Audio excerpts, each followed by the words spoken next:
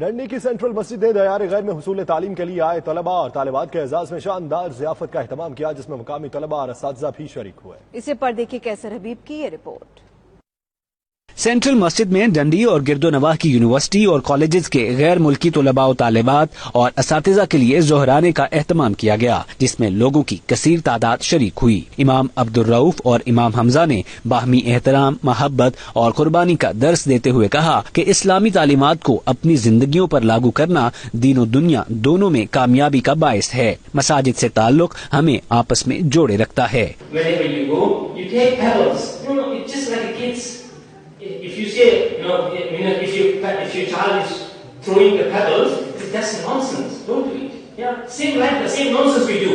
We hold the pebbles and we throw the pebbles to the wall, there is nothing there. There is no shaitan there. तलबा और तालिबात ने अपना अपना तारुफ करवाया और अपने मुस्तकबिल के प्लान्स और हिकमत अमली के बारे में भी बताया।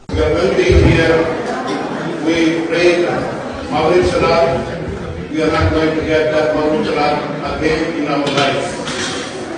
Make sure you work hard in your studies and also make sure that you do remember God has created us.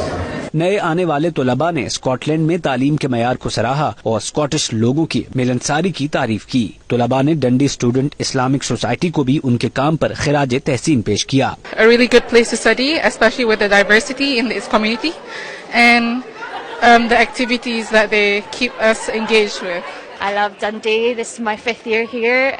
Everyone's very welcoming and there's lots to do and it's a very nice place to be. I don't always come, but this year, alhamdulillah, it's been so good. It's the best year by far. There's been many dinners and this is pretty good. I'm really happy to be here as a member of the Islamic Society or Islamic body of the University of Dundee Islamic Society. So I really thank Allah for the opportunity given us.